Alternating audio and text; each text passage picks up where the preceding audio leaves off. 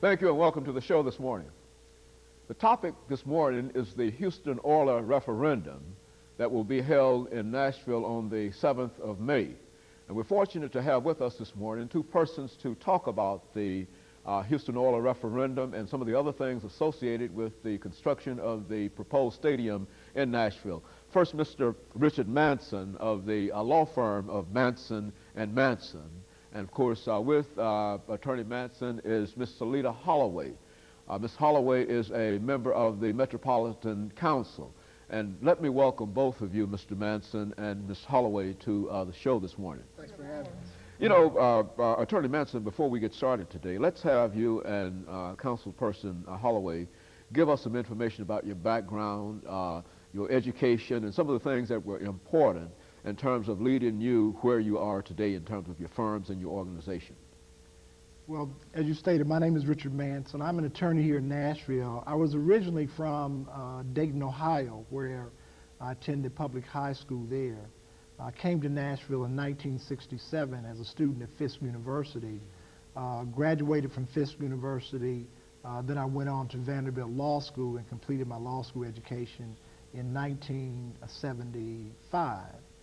Since that time, I've been actively involved in the practice of law here in Nashville, and my firm handles, a multitude of matters.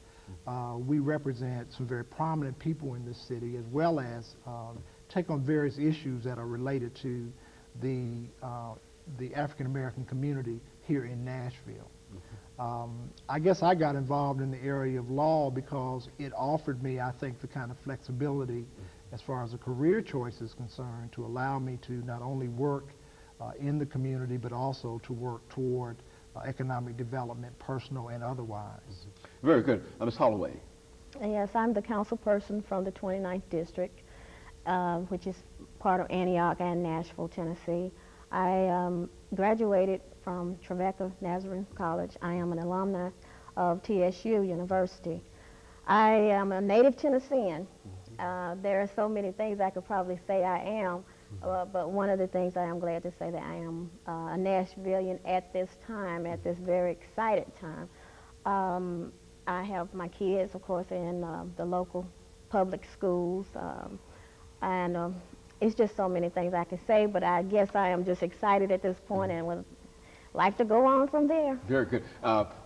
Manson, Attorney Manson, I think that everybody is familiar by now with the fact that Tuesday morning will be the beginning of the great controversy that has settled over Nashville dealing with the construction of the stadium. And I think that this Tuesday morning, the voters of Nashville will have an opportunity to give their decision in reference to that. But before that happens, let's give you an opportunity to sort of, you and Councilperson Holloway, an opportunity to sort of summarize us to where we are now. I mean, how did this whole thing come about, and what is the objective of all of these things that we're trying to do here?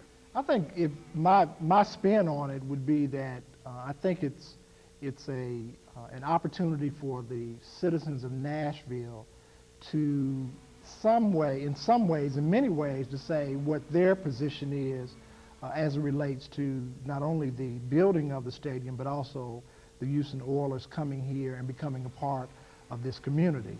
So from that perspective, I think it is a phenomenal opportunity for the citizenry here to make a statement. I think it could guarantee almost the success of this team. I just want to encourage people to participate, to really take the time out and take this as an opportunity for our community and other communities to say that we, in fact, want this team here because it represents so much of growth and development for the city of Nashville. Let's look at that growth and development, Councilperson Holloway. When you look at the possibilities for the Oilers coming to Nashville, and if you look at it from an economic perspective, what do you see, and what can you tell our audience this morning about the impact that it could have not only among your constituents, and give us some information about the people that you represent, as well as other areas too. Okay, that is something I guess I should have said, is that I do represent a district that is 82% white and 12% African American, 6% other. What this could bring to Nashville is around 1,400 new jobs, $300 million over a 30-year term is what the Oilers will be paying to Nashville. And the other things that we can look at too is how this is going to affect the African American community. And I think that's something that has really been left out of the whole picture of this. And how that's going to affect them right on the front end is $40 million before we can even go any further. It's $40 million that will be pumped into the African American businesses. Of course, everybody talks about the TSU stadium and the fact that there will be room in that stadium for TSU, which is great, because thank you for giving me this time to emphasize to people that the state of Tennessee cannot buy TSU a stadium. And I think people don't know that. And when I say people, I'm talking about the people that go to the games. A lot of times they think that the state of Tennessee can buy stadiums, or they purchase stadiums for other schools. And that is not how it's done. That is purchased through your athletic department, those proceeds that go in there, or your alumni, them raising that money.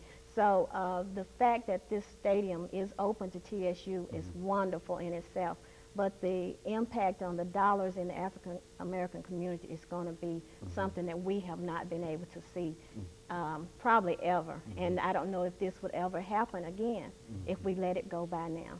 What do you think about that, Attorney Manson? And I think that I've heard that said on many occasions, that this is a once-in-a-lifetime opportunity for Nashville, and et cetera, all of the things that what are we seeing? If you look in the media, there are so many cities that are trying to attract professional sports into their city.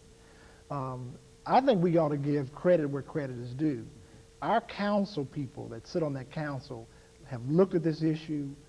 They've studied it, probably more than you and I have. And if you notice, the position that they took early on was that this has got to have some direct impact on our community, or else we're not going to be in favor of it.